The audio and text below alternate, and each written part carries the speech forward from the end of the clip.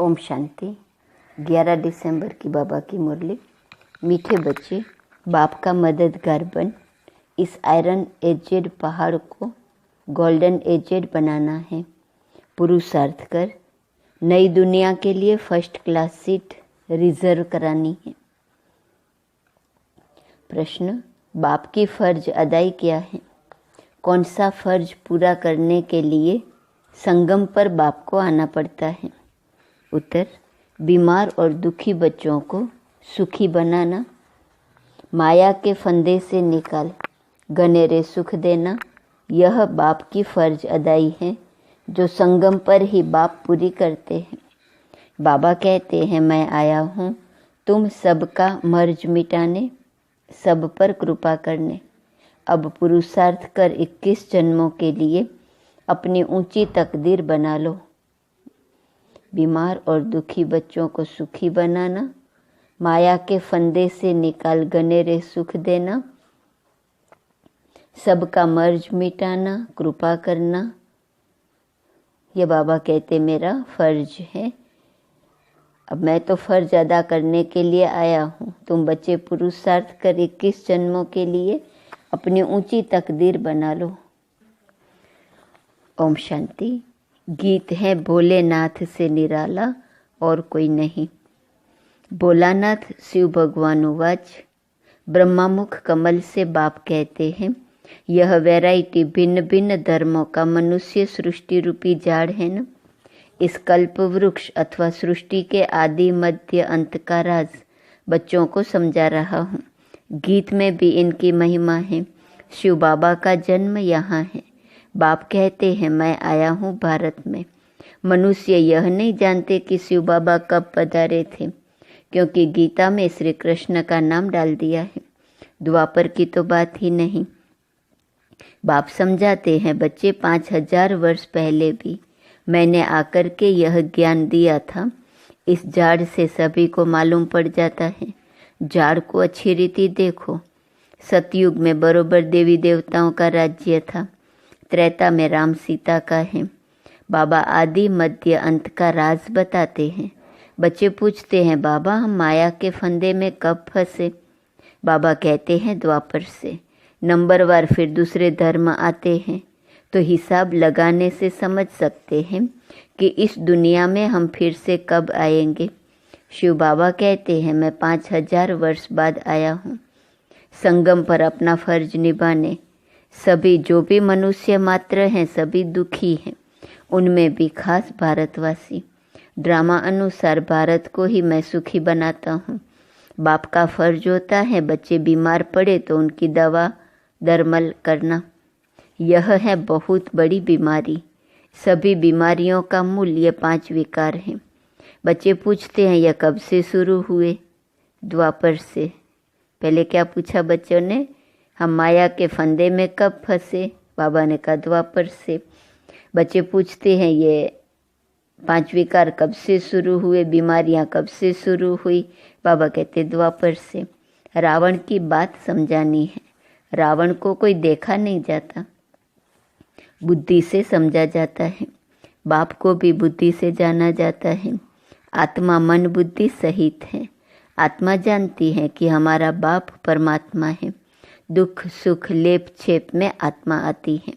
जब शरीर है तो आत्मा को दुख होता है। ऐसे नहीं कहते कि मुझ परमात्मा को दुखी मत करो। बाप भी समझाते हैं कि मेरा भी पार्ट है। कल्प कल्प संगम पर आकर मैं पार्ट बजाता हूँ। जिन बच्चों को मैंने सुख में भेजा था वह दुखी बन पड़े हैं, इसलिए फिर ड्रामा अनुसार मुझे आना पड़ता है। बाकी कछमच अवतार यह बातें है नहीं। कहते हैं परशुराम ने कुल्हाड़ा ले क्षत्रियों को मारा। ये सब है दंत कथाएं। तो अब बाप समझाते हैं, मुझे याद करो।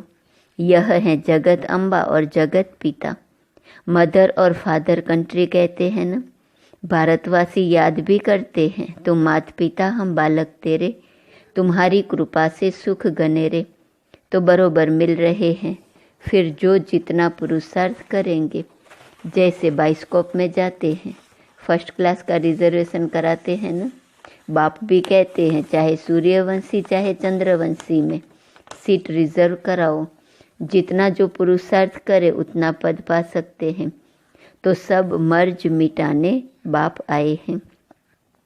रावण ने सबको बहुत दुख दिया है।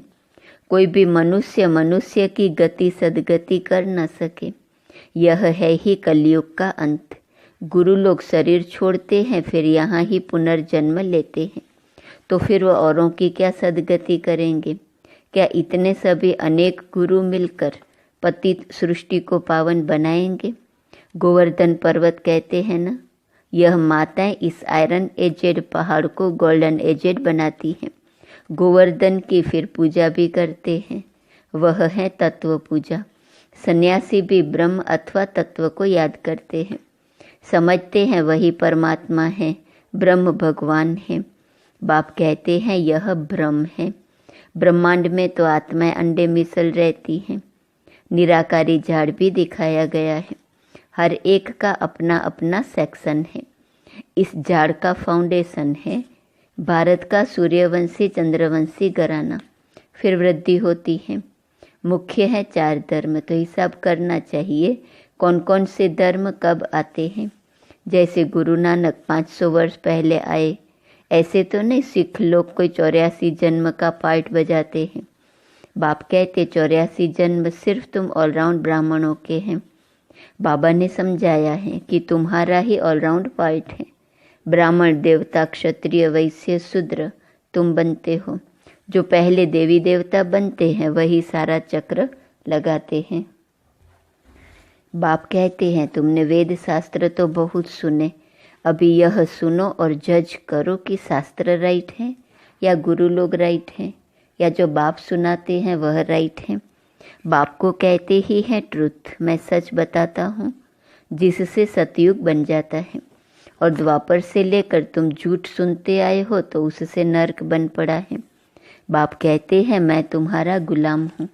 भक्ति मार्ग में तुम गाते आए हो, मैं गुलाम तेरा। अभी मैं तुम बच्चों की सेवा में आया हूँ।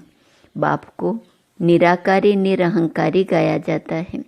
तो बाप कहते हैं मेरा फर्ज है तुम बच्चों को सदा सुखी बनाना, सब मर्ज मिटाना, सदा सुखी बनाना। गीत में भी है अगम निगम का भेद खोले, बाकी डमरू आदि बजाने की कोई बात नहीं है। यह तो आदि मध्य अंत का सारा समाचार सुनाते हैं। बाबा कहते हैं तुम सभी बच्चे एक्टर्स हो, मैं इस समय करण करावन हार हूँ। मैं इनसे अर्थात ब्रह्मा से स्थापना करवाता हूँ। बाकी गीता में जो कुछ लिखा हुआ है वह तो है नहीं। अभी तो प्रैक्टिकल बात है ना। बच्चों को यह सहज ज्ञान और सहज योग सिखलाता हूँ, योग लगवाता हूँ। कहा है न, योग लगवाने वाले, झोली भरने वाले, मर्ज मिटाने वाले। गीता का भी पूरा अर्थ समझाते हैं। योग सिखलाता हूँ और सिखलवाता भी हूँ। बच्चे योग सीख कर फिर औरों को सिखलाते हैं न। कहते हैं योग से हमारी ज्योत जगाने वाले। ऐसे गीत भी कोई घर में बैठकर सुने तो सारा ही ज्ञान बुद्धि में चक्र लगाएगा। बाप की याद से वर्षे का भी नशा चढ़ेगा। सिर्फ परमात्मा व भगवान कहने से मुख मीठा नहीं होता, बाबा माना ही वर्षा। अब तुम बच्चे बाबा से आदि मध्य अंत का ज्ञान सुनकर फिर औरों को सुनाते हो। इसे ही शंख ध्वनि कहा जाता है। तुमको कोई पुस्तक आदि हाथ में नहीं है, बच्चों को सिर्फ धारणा करनी होती है।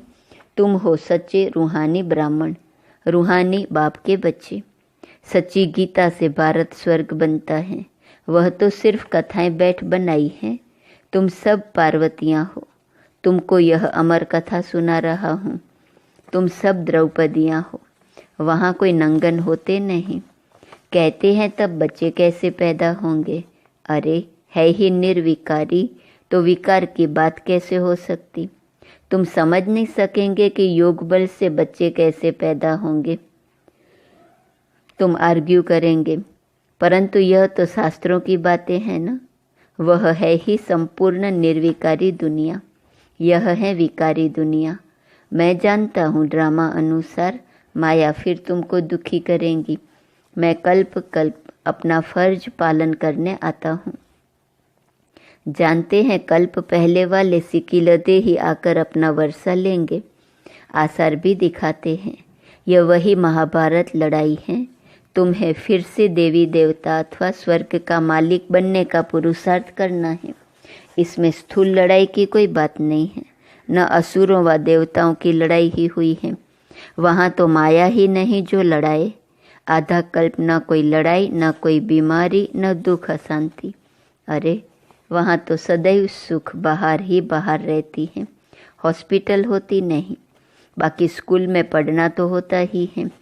अब तुम हर एक यहाँ से वर्षा ले जाते हो। मनुष्य पढ़ाई से अपने पैर पर खड़े हो जाते हैं। इस पर कहानी भी है। कोई ने पूछा तुम किसका खाती हो, तो कहा हम अपनी तकदीर का खाती हैं। वह होती है हद की तकदीर। अभी तुम अपनी बेहद की तकदीर बनाते हो। तुम ऐसी तकदीर बनाते हो जो 21 जन्म फिर अपना ही राज्य भाग्य भोगते हो। यह है बेहद के सुख का वर्षा। अब तुम बच्चे कॉन्ट्रास्ट को अच्छी रीति जानते हो। भारत कितना सुखी था, अब क्या हाल है। जिन्होंने कल्प पहले राज्य भाग्य लिया होगा वही अब लेंगे। ऐसे भी नहीं कि जो ड्रामा में होगा वो मिलेगा, फिर तो भूख मर जाएंगे। यह ड्रामा का राज पूरा समझना है। शास्त्रों में कोई ने कितनी आयु, कोई ने कितनी लिख दी है। अनेक मतांतर हैं। कोई फिर कहते हम तो सदा सुखी है ही। अरे तुम कभी बीमार नहीं होते हो। वह तो कहते हैं रोग आदि तो शरीर को होता है, आत्मा निर्लेप है। अरे चोट आदि लगती है तो दुख आत्मा को होता है ना। यह बड़ी समझने की बातें हैं। यह स्कूल है, एक ही टीचर पढ़ाते हैं। नॉलेज एक ही है, एम ऑब्जेक्ट एक ही है, नर से नारायण बनने के। जो नापास होंगे वह चंद्रवंशी में चले जाएंगे।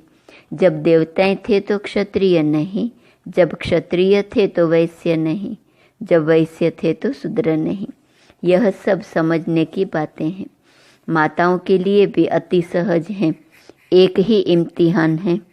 ऐसे भी मत समझो कि देरी से आने वाले कैसे पढ़ेंगे। लेकिन अभी तो नए तीखे जा रहे हैं, प्रैक्टिकल में है। बाकी माया रावण का कोई रूप नहीं है। कहेंगे इनमें काम का भूत है, बाकी रावण का कोई भूत व शरीर तो है नहीं। अच्छा, सभी बातों का सैक्रिन है मनमना भव। कहते हैं मुझे याद करो तो इस योग अग्नि से विकर्म विनाश होंगे। बाप गाइड बनकर आते हैं। बाबा कहते बच्चे मैं तो सन्मुख तुम बच्चों को पढ़ा रहा हूँ। कल्प कल्प अपनी फर्ज अदाई पालन करता हूँ। पारलौकिक बाप कहते मैं अपना फर्ज बजाने आया हूँ। तुम बच्चों की मदद से मदद देंगे तब तो तुम भी पद पाएंगे। मैं कितना बड़ा बाप हूँ, कितना बड़ा यज्ञ रचा है। ब्रह्मा की मुख वंशावली तुम सभी ब्राह्मण ब्राह्मणियाँ भाई बहन हो। जब भाई बहन बने तो स्त्री पुरुष की दृष्टि बदल जाए। बाप कहते हैं इस ब्राह्मण कुल को कलंकित नहीं करना। पवित्र रहने की युक्तियां हैं। मनुष्य कहते यह कैसे होगा, ऐसे हो नहीं सकता, इकट्ठे रहे और आग न लगे।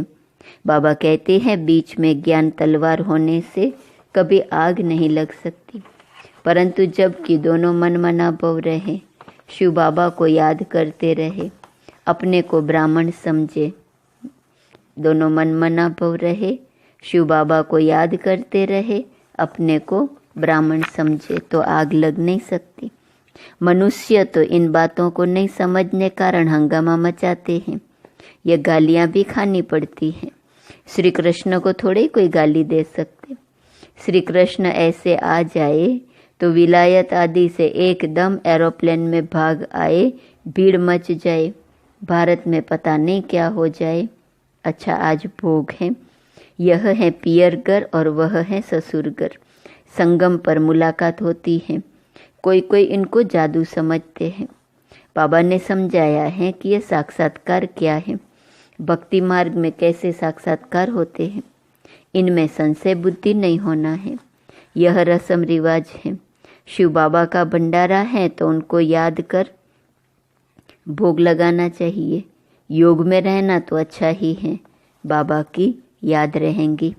अच्छा, मीठे मीठे सिकिलते बच्चों प्रति माता पिता बाप दादा का याद, प्यार और गुड मॉर्निंग। रूहानी बाप की रूहानी बच्चों को नमस्ते। रूहानी बच्चों की रूहानी बाप को नमस्ते नमस्ते नमस्ते। धारणा के लिए मुख्य सार। पहले पॉइंट, स्वयं को ब्रह्मामुख वंशावली समझकर पक्का पवित्र ब्राह्मण बनना है। कभी अपने इस ब्राह्मण कुल को कलंकित नहीं करना है। दूसरी पॉइंट, बाप समान निराकारी निरहंकारी बन अपनी फर्ज अदाई पूरी करनी है। रूहानी सेवा पर तत्पर रहना है। वरदान, स्नेह की शक्ति से माया की शक्ति को समाप्त करने वाले संपूर्ण ज्ञानी भव। स्नेह में समाना ही संपूर्ण ज्ञान है। स्नेह ब्राह्मण जन्म का वरदान है। संगम युग पर स्नेह का सागर स्नेह के हीरे मोतियों की थालियां भरकर दे रहे हैं, तो स्नेह में संपन्न बनो। स्नेह की शक्ति से परिस्थिति रूपी पहाड़ परिवर्तन हो पानी समान हल्का बन जाएगा। माया का कैसा भी विकराल रूप व रॉयल रूप सामना करे तो सेकंड में स्नेह के सागर में समा जाओ, तो स्नेह की शक्ति से माया की शक्ति समाप्त हो जाएंगी। स्लोगन, तन मन धन मन वाणी और कर्म से बाप के पर कर्तव्य में सदा सहयोगी ही योगी हैं। आज का स्वमान है, मैं हद की चाहना से परे संपन्न हूँ। अव्यक्त इशारे की पॉइंट 11 दिसंबर, जो सेवा असंतुष्ट बनाए वो सेवा सेवा नहीं है। सेवा का अर्थ ही है मेवा देने वाली सेवा। अगर सेवा में असंतुष्टता है तो सेवा छोड़ दो, लेकिन संतुष्टता नहीं छोड़ो। सदा हद की चाहना से परे संपन्न रहो तो समान बन जाएंगे। ओम शांति।